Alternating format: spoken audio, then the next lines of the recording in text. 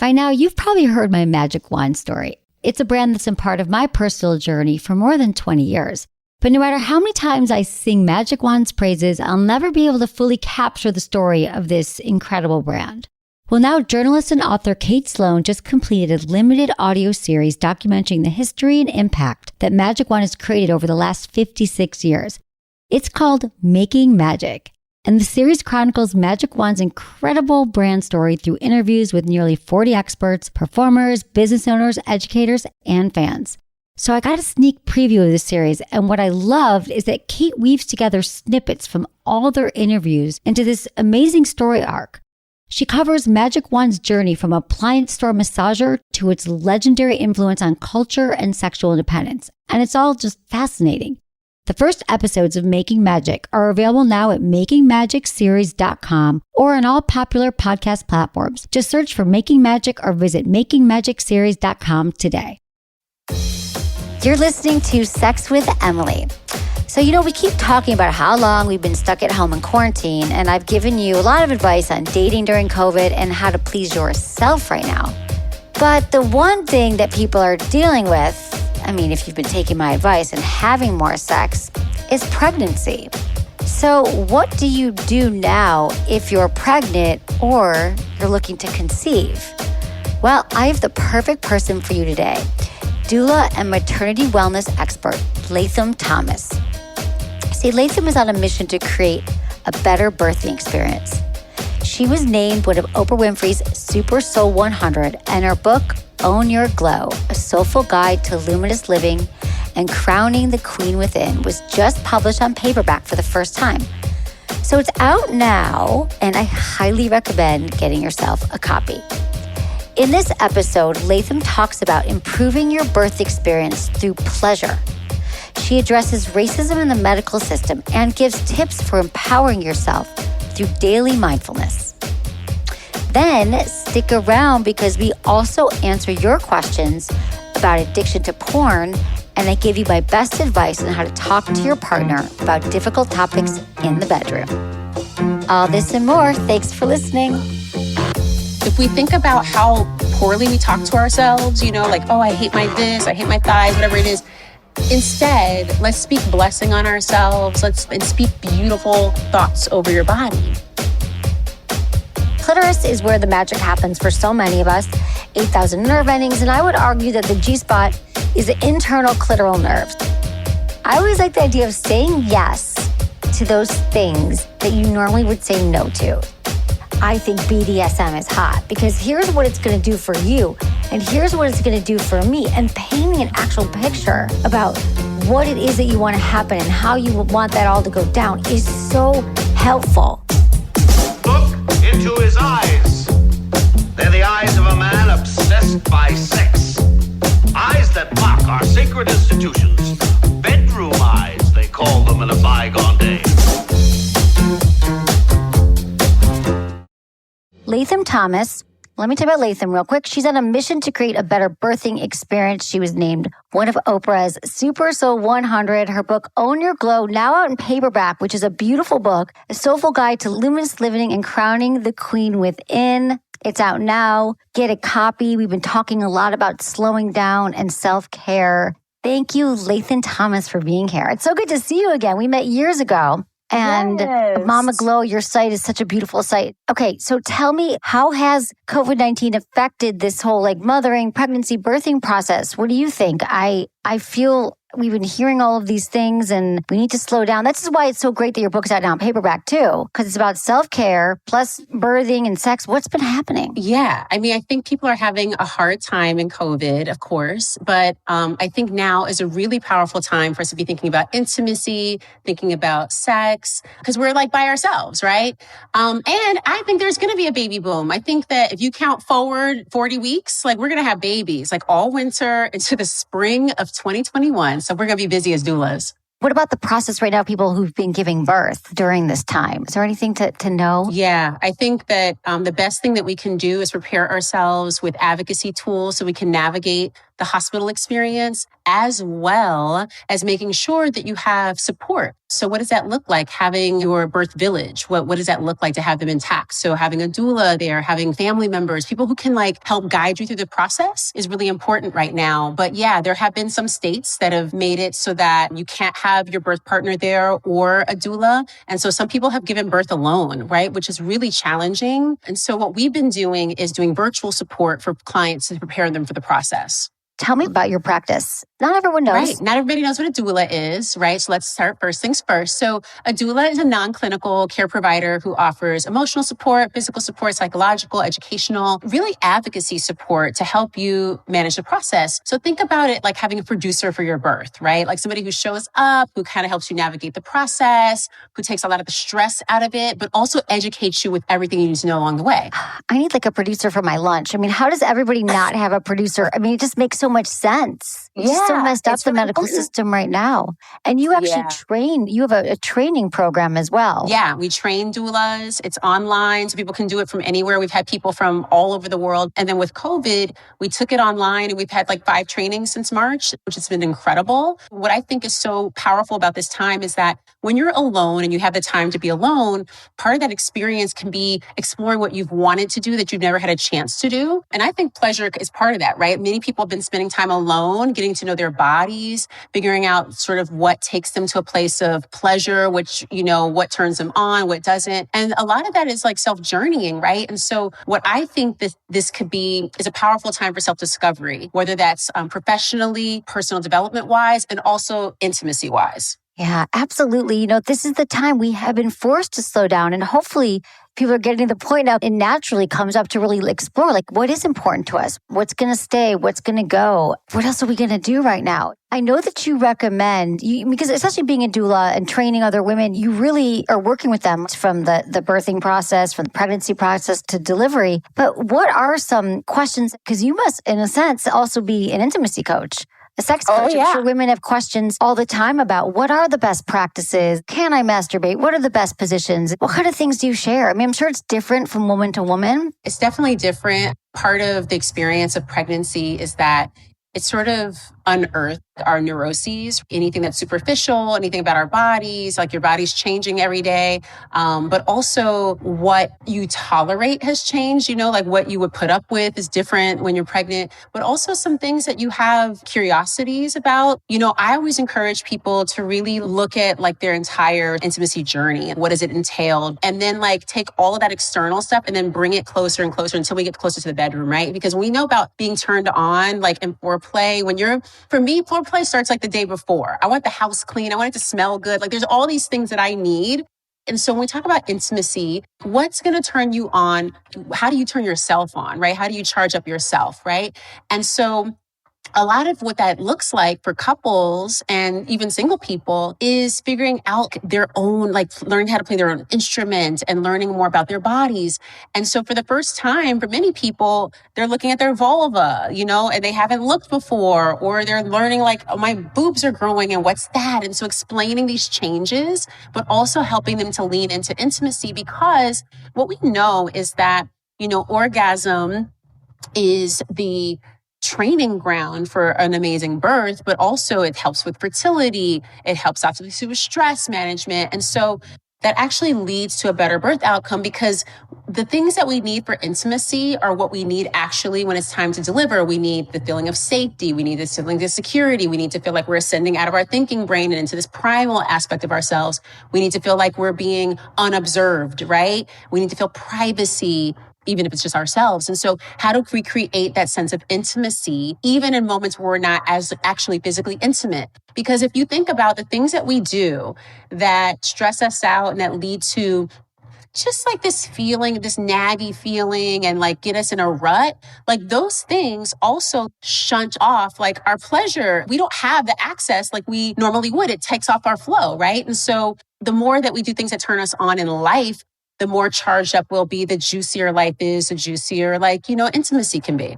It's such a good point that I hadn't thought about how during this process, we have to create that environment as well. The other thing I want to say is you've mentioned that women should bring a vibrator to the hospital. 100%. I love you. I love this. Yes, that's right. Because pleasure and pain pathways are very close together, but they don't run concurrently, right? And so if we think about, starting a pleasure practice in the early stages of labor, it can mitigate the pain. So we can actually shut off some of the pain. So it's a mind and body integrated process. It's not just like using the vibrator.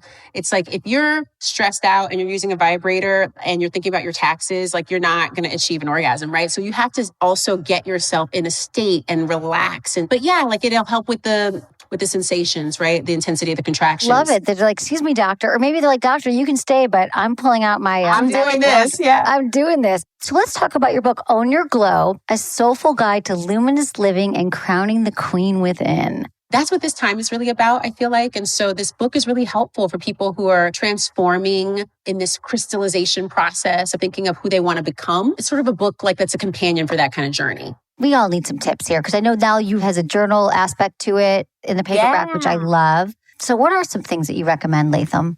So one of the things that I love in the book that's a practice is about exploring your body. So if you could think about, taking a nice bath and actually doing like self-massage, because touch transmits intention. If we think about how poorly we talk to ourselves, like, oh, I hate my this, I hate my thighs, whatever it is. Instead, let's speak blessing on ourselves. And speak beautiful thoughts over your body, right? And touch your thighs for a change, massage your breasts, like touch every single curve and explore your own intimate topography. I think that's a beautiful practice. It's easy. And it's also a way for us to kind of return home to our bodies. And that's why it's so amazing to have, you and the work that you do, which is so deeply informed by being embodied, right? It is about being in connection and being in relationship with your body in a way where if you know how to play your own instrument, you can play with others. This is almost like a little stepping stone to get really comfortable in our skin again, especially for people who are challenged in this way. I think that that's like a beautiful practice to start with. Touch is really important and we're missing it right now, especially because we're not close to people. And another cool thing you can do is get a weighted blanket, because what it does is it gives a feeling of being hugged, which stimulates oxytocin production and makes you feel really warm and cuddly inside. And so you can do that self-massage and play some nice music, light a candle, like create almost like a foreplay for yourself, right? And it can end in pleasure or not. And then like wrap up in a weighted blanket. There's something about that actual connection where you're using the oil and you're touching your body and you're looking in the mirror if you can. And it's okay if you can't the first time, but you really do start to realize how friggin' incredible and how amazing our bodies are and what they can do. And also, if this resonates with you, you've been going through life this far, doing it your way. Maybe you could just try something else. We are all needing love right now and teaching love.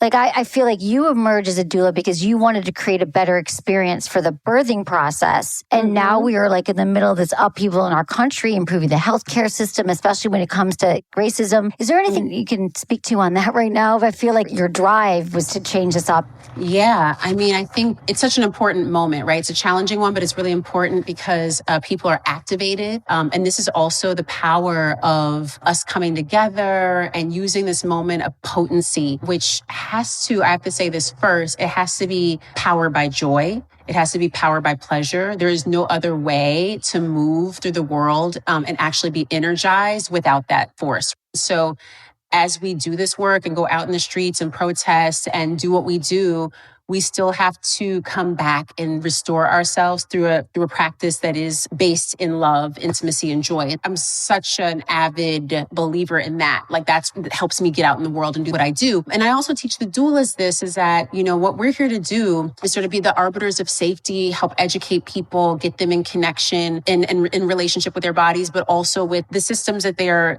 encountering, right? So if you're doing a home birth, hospital, or birth center, wherever you're deciding to deliver, you need to understand the options. You need to also understand that is not fit for everyone. And so we're in a situation where Black women and Native American women are 4 to 5 times more likely than white women to die during childbirth or due to childbirth-related causes. That's actually a state of emergency. The CDC has declared that. And the thing that's so challenging is that, and there's nothing that actually protects Black women, as we see with Serena Williams. Education doesn't protect you. Money doesn't protect you. You would think economic status makes a difference. It does not. And what we know is that the lived experience of racism actually compounds some of the comorbidities and pre-existing conditions that make it so that we find Black women and Native American women more vulnerable. And so we have to change this. And so what we're doing in our work is further educating people to understand sort of where we are in time. Like I work with first and second year med students. We work with universities. Nurses come, doctors come to the training, all kinds of people come so that they can learn how to also be engaged with people in a humane way and also learn the magic and the mystery of this experience, which is so connected. It's really about intimacy. Birth is so intimate, by the way. It's like, I want people to understand this process, understand what's needed for someone to go through that experience and come on the other side transformed. And I so love that you're incorporating incorporating this into all the work that you're doing, because you would be the place to go for this. And so people are educated all around. And I love that it's not just for women giving birth. It's like for everybody has to pay attention right now to what's happening in our culture. So in our societies. How do we get women out of their own ways? Yeah. So what I teach is that self-care is not just something like you do, but that it's like a moment to moment basis, checking in to see like what's needed right now. Just listening to the signals through the body, which is like the arbiter of safety and wants to protect us. And so we get sensations that let us know if something's good or not. And so instead of listening, we take coffee or we essentially silence whatever we're feeling. And I think that that's part of the problem too. And what I ask people to do is listen to what's coming up for you, respond to that. And sometimes self-care is not just doing stuff, it's what you don't do. It's the boundaries I set. It's all of that too. And I think if we can think about that as a practice, what we'll start to choose are the things that make us feel good, because we'll be so connected to feeling. If you focus on how do I feel, you won't design a life that you have to escape. And I think that self-care is not like someplace you go. It's like who you are. Like I take care of myself. I don't wait until my back is broken down and I have to go to the chiropractor. I listen instead of waiting until I'm broken down, right? And so it's about designing a life that you don't have to escape, a life that you want to live, and that joy is part of that. God, I love that, taking it every day. We're getting women to understand that it's okay to prioritize their goddess self. That's right. I love it. I love it, Latham. Thank you so much. This is so helpful. Latham Thomas, Own Your Glow, a soulful guide to luminous living and crowning the queen within, mamaglow.com. You have such great information in there, too, for everybody at any stage. Yeah. I love it. Thank you, Latham Thomas. You can check out our book. Everything's at mamaglow.com. Glow Maven on Instagram and Twitter. Yep. All right. That's perfect. Thank you, Latham, for being here. We're going to take a quick break, but stay tuned for more Sex with Emily.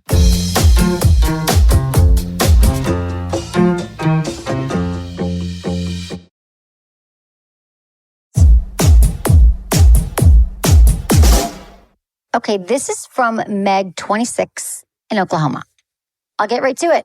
I recently discovered a decade-long, according to him, porn addiction in my boyfriend. I would wake up to him masturbating frequently. After feeling disregarded sexually because of this, I addressed the uncomfortable way I felt when he would do it nightly next to me, even after we'd have sex. My father was a sex and porn addict and was sexually abusive, so I know I'm sensitive to porn. I wouldn't have this if I didn't have the childhood experience with my father.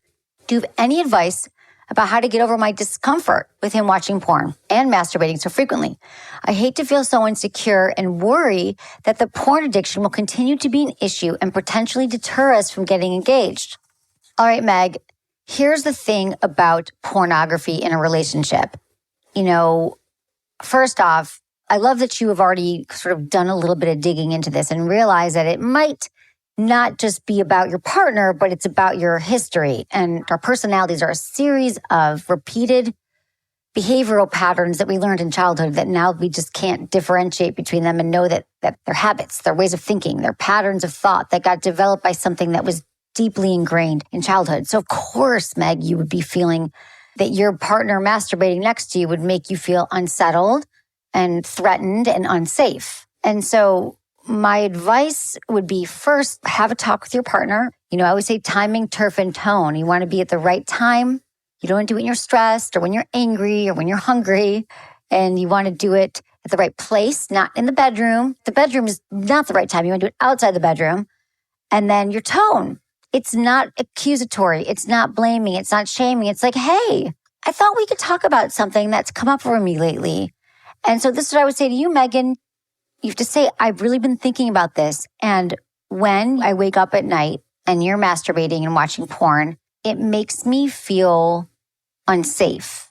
It makes me feel disregarded. It makes me feel like I am not desirable. And I don't think that you're doing this on purpose. I know that you love me, but my history, and you could go into it. First off, before we try to solve it, remember a conversation is not a monologue. It's a dialogue. And so you say, so what do you think about that? Now, remember, if this isn't a common practice, your partner might get defensive. But then you have to keep going back to, this is how it makes me feel. Because they may say, well, that's crazy. You want me to stop masturbating? And you say, no. What I really want is to let you know how I feel about it and try to see if we can come up with a solution. So that would be the first thing. But the discomfort with porn, that's a whole nother conversation too, because I when I was 24 years old, I remember finding porn, or my boyfriend was watching porn, and I remember feeling so hurt and so confused by it because I thought we were having this really great relationship, that I was feeling sexually awakened and we were so in love and into each other. And I felt that he was cheating. I thought, it's me. And then you realize that actually porn watching is probably the most typical, normal. When I say normal, when it comes to sex, it's like statistically speaking, most people I know, men especially, are going to watch porn. It's actually a stress reliever, and it can actually be healthy to relieve that stress. To masturbate is it's actually a very healthy thing for all of us. And so once I started to understand that it wasn't taking away from me, but it's just a behavioral pattern, a habit that we're going to do in and out of a relationship, and that it's actually important to masturbate when you're in a relationship. So maybe there might be some kind of mutual masturbation you could offer in this situation, Meg, because I love when couples mutually masturbate, because I want to make sure you're getting your needs met, Meg. I would love to know also if you have any requests for your relationship. Are there things that you need sexually? Because I haven't heard here that your sex life is amazing or anything. So sometimes I wonder if we're just so focused on what we're not getting met. I would love to do some exploring. Mutual masturbation is a great way for couples to learn what each other likes and how we touch ourselves. And it's really hot too. We're going to take a quick break, so stick around.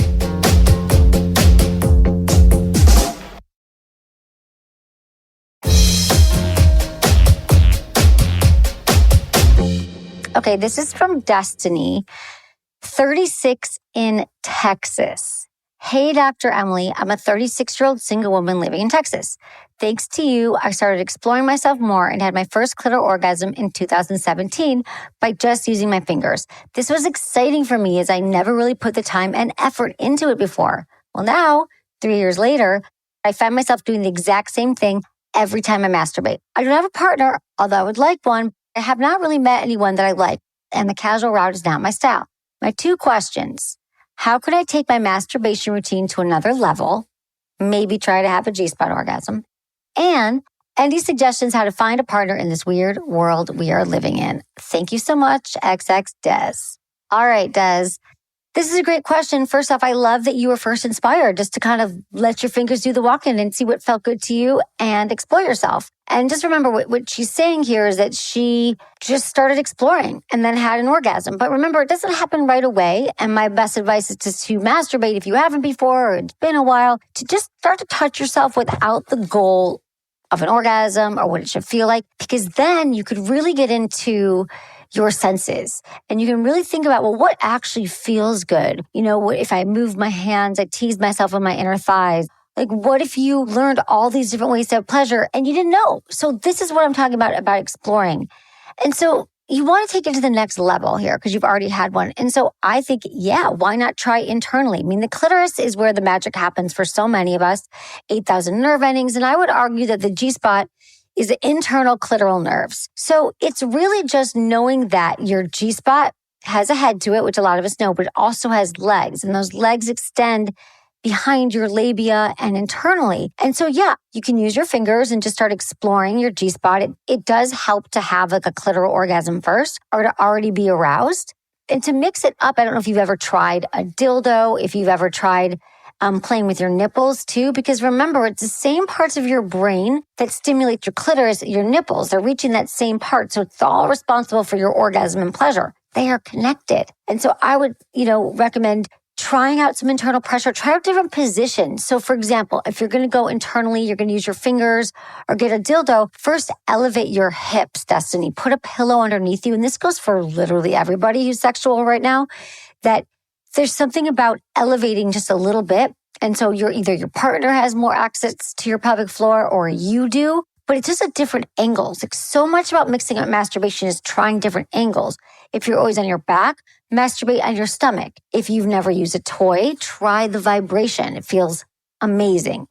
I mean, really, it's just you want to use a lot of lube. You can try it with your fingers and you just kind of go inside applying pressure inside your vaginal opening and you just apply pressure to it. You can also have a hand on your clitoris and a hand inside. I would say positions. I would say maybe you could even listen to some erotica. I'm really into listening to erotica. There's a site called TryQuinn. It's Quinn. We had the founder on our show a few months ago, and it was really popular just because I'm such an audio person, obviously, but I'm visual in many ways, but something about just listening to someone be super like sexy and hot, and they have it for all genders, all orientations, whatever you're interested in, they have something for you there. So I would just recommend playing with some of that, playing with positions and playing with timing and seeing if you could tease yourself and just kind of maybe delay orgasm. That's another thing to do to mix it up. You know, one of the reasons why we love like the early parts of a relationship is before we actually get sexual with someone is because like the intimacy starts to build. There's a little bit of teasing. There's a little bit of not knowing what's going to happen next. And we can actually do that to ourselves as well. I like teasing myself. It's a fun thing to do. So I recommend all that, Destiny. And then your second question. It is a weird world we're living in. I think we just heard from a lot of people now. We're getting creative. People are finding dates on Venmo right now. They're literally looking at people like, who are they paying? Where are they going? And they're finding people that way. And so I think maybe being a little bit bolder and not waiting for someone to slide into your DMs, but you slide into theirs because it's literally all we have right now. And I don't think it's a bad idea. I don't love the idea of everyone rushing out a meeting right now, especially during COVID. You guys, it's still happening. It's still real. But to sort of get to know somebody first by doing a FaceTime date or, sexting or texting or having more intimate, deeper conversations, I think is the way to go, especially if it's new and you've never done it or you've always led with sex. My other tip for you, if you really are looking to meet someone right now, is to let everyone know that you're looking. I mean, think about it. When you are applying for a job, you let everyone know that you're looking, right? You're at a dinner, you're seeing friends or your family. You're like, oh, if anyone hears, this is the kind of job I want. This is what I'm looking for. If you're looking for an apartment, this is the neighborhood I want to live in. Tell me if you see anything. I always like the idea of saying yes to those things that you normally would say no to. So try for a week. Saying yes to like that barbecue of the person you only kind of like or the neighbor that you're not that into, but maybe they have friends that could be interesting and just say, I'm going to say yes to all of my invitations for the next week. I did it for a month once because I try to take my own advice, just so you know. And I had made a commitment on the air. I mean, this must have been like 10 years ago. And I was like, okay, I'm just going to say yes. And I ended up actually meeting some of the closest friends I've ever made and that are still long-term friends, because I put myself in situations that were not normal, that were off my beaten path. And I also ended up meeting so many people, my head was spinning. It was a very funny time in my life. So I recommend that because, to be honest, there's more single people now than ever on this planet. It is true. And there's actually more ways to meet people. I promise you, there are people that you can find. They're always out there. And I think that the thing that gets in our way, mostly why we're not in relationships, is because we have so many limiting beliefs around what's possible for us and what's out there. I just think that we limit ourselves from what is possible. My partner won't have sex with me. This is never going to happen. I guess I'm just not a black and white thinker like that. So I get very inspired to help you see things a little bit differently. Like, okay, you think there's no one left on the planet to date you, but what if that wasn't true? You ever think like, okay, well, maybe that's not true. And then if you believe it's not true, what's the opposite of that thought? Because there's no like objective truth to that. And the opposite thought would be, there are so many single people out there. It's a plentiful landscape of humans who I can meet and have sex with. It's all possible. For all of our limiting beliefs, all of our negative thoughts, the opposite could also be true. I'm just saying, just for a moment, think about it. What is possible for you? I say everything is possible. All right. This is a 25-year-old asking me this question: how to approach a long-term partner about BDSM and fetishes. So how you approach somebody if you've never talked to them about what you're into or your fantasies or what turns you on, it's simply a conversation that's casual and light, and you're hanging out and you say, you know what? I'm so into you. The sex we're having, you can even name some highlights of the things you love. And you say, and I realize I'd love to go a little bit deeper with you and hear more about any fantasies you have and what turns you on. And you ask the question and you're like, I thought we could start having this conversation. How great if we could be incredible lovers to each other and fulfill each other's fantasies. And that's how you get the conversation going. Now, you have to pay attention to your partner, because your partner would say, and this happens a lot, someone would say, I don't have any. Why do you ask? Are you not happy with our sex life? I mean, this is like the worst. This is what we all like, why we don't have the conversation. So I'm just telling you that this could happen. Your partner might say, I don't have any. And you could say, okay, well, this is where you go next. What's the most memorable time we've had sex? You ask them that question. And then you could say, well, I've had some fantasies. Remember, sex is not a one-time conversation with your partner. It is ongoing. You don't just have it once. So if your partner isn't open in that conversation, maybe you don't want to get into BDSM and kink if you don't think it's in their wheelhouse in that moment. But maybe you bring it up again next week. A few days later, you say, I thought about a conversation and I want to show you something that I've been into. That's kink. Maybe you explain to them what that means to you. Maybe you have a porn or you have some erotica so they can understand what you want, because you have to remember this. When our partner brings up something that might be uncomfortable or unknown, we might just shoot it down. We might just say, oh no, we think of the worst case scenario because we don't really understand it, because we don't really get BDSM. Is that the thing I saw in 50 Shades? Or what do you mean kink? Or what do you want me to do? And so describing why the fetish is a turn on to you, like getting personal and saying, this is why I think BDSM is hot, because here's what it's going to do for you. And here's what it's going to do for me. And painting an actual picture about what it is that you want to happen and how you want that all to go down is so helpful. So you can even practice this conversation, know that you can build towards this conversation. But all these conversations about our sex life, even if it's not about kink, if it's just about, I want to have more intimacy, I want to bring back kissing, we haven't kissed since the beginning of our relationship. This is a great way to approach it, by just like open-ended. What do you love about our sex life? Like, what a fun conversation to have. Like, what do you love about it? All right, Business with Emily. Find me Monday through Friday from 5 to 7 p.m. Pacific on SiriusXM Stars for even more awesome sex talk, calls, and segments. It's a great time. You can find more at sexwithemily.com/SXM. Also follow me on all social media. It is Sex with Emily across the board. Instagram, Twitter, Facebook. Yeah. Was it good for you? Email me feedback@sexwithemily.com.